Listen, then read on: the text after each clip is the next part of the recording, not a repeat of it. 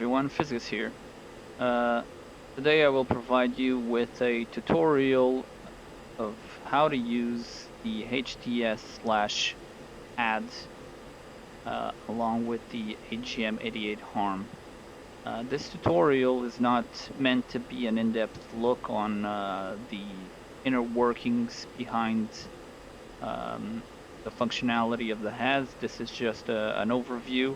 I feel that if you understand this function of the HADs, you will be able to use it effectively in missions. If you want a more in-depth explanation on how the system works and all the underlying things in it, I would suggest you go to the Falcon BMS manual, I believe page 268. So while I climb, let's go ahead and get ready. So I'm going to go here, master arm on, and I will autopilot to gear point 5. So master arm on, go to air to ground mode, and power on the harms. The harms will take a little bit to power on. They will run a self-bit. This takes a few seconds, and then they'll be ready to go, like they are. Go back to HTC. And on here, I'm going to go ahead and cycle to HAD. And here we are. With the HAD as soy, we're going to move the radar cursor as we normally do, using the radar cursor axis.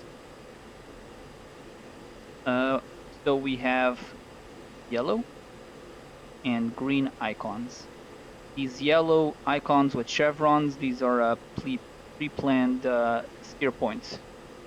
So I would suggest you ignore those. But if you go ahead and you EMS up on them, the aircraft will select that as a steer point.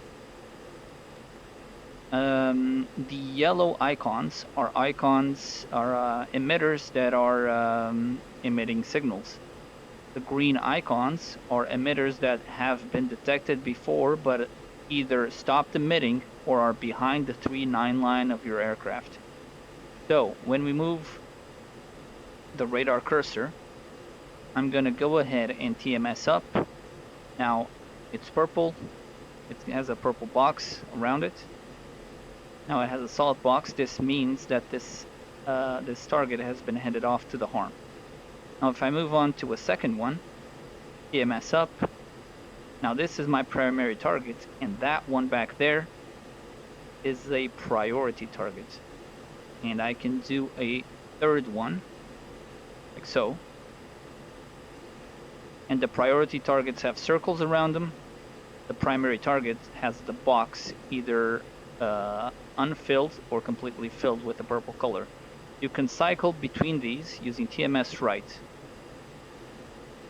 I'm going to level off at roughly Angels 2.8. So cycle between these. Also, you can zoom in on wherever the radar cursor is by using the pinky button on your stick. While using this system, the HAD, I would recommend that you create an offset to wherever you suspect the emission is. I'm going to give it a little bit of afterburner. So this SA2 was roughly on my 12 o'clock, right? So in this case, considering I have another SA2 to the left, I am going to offset right and place it roughly at my 1 o'clock, 2 o'clock position. And I'm going to cycle to this one specifically. There it is, it's been handed off. Now here's the information we need, and then this information will only show if we have the radar cursor over the target or over the emitter. This is the distance to the target. This is roughly the bearing to the target. And this is what interests us the most, which is PGM and then a number, in this case is 5. Now 5 is the least quality number. It has changed now to 4, and I will try to using the thread circles, skirt the thread circles in order to continuously improve my PGM. Down here, range, this is set, the harm submode is set as range unknown. You can override this by holding TMS up long. So that emitter I stopped receiving, it turned green. I'm gonna, it's on just on my 9 o'clock. I'm gonna turn in some more. And also, you can get information on other emitters by moving the radar cursor. You do not have to drop the primary target, whatever one it is, or the priority targets. So for example, I'm currently handing off this SA2, but I can check the status of the SA2 that's on here. It's PGM1, and I'm still locked onto this target. PGM1, I can then now go ahead, turn left, and on my helmet visor.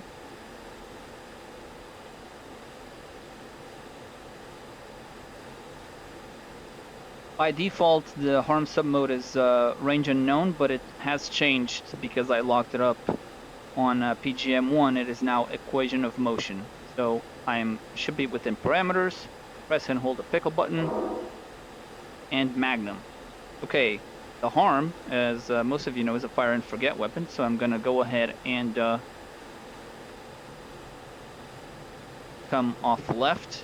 I'm gonna, using TMS right, cycle to the next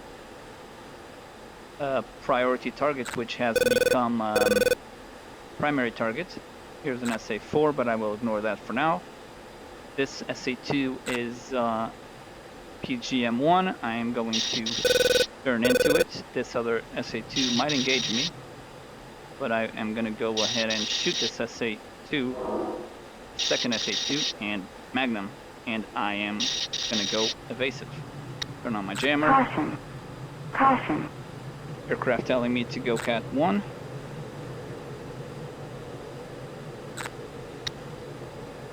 And I am going to leave the area and hopefully be in time to show external view of the missiles in flight.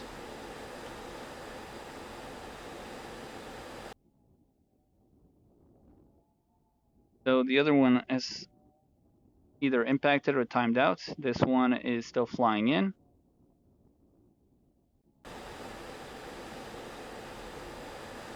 Still okay on the aircraft. Let's go back to the missile.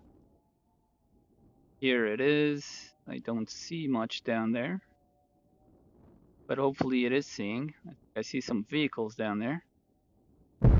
And bam. Impact. Okay, so hopefully that was helpful. As I mentioned before, if you want a more in-depth explanation of how the underlying system works, go check the Falcon BMS manual. If you have any feedback, please by all means let me know. I thank you for watching, and I hopefully see you next time on another video. Take it easy, everyone.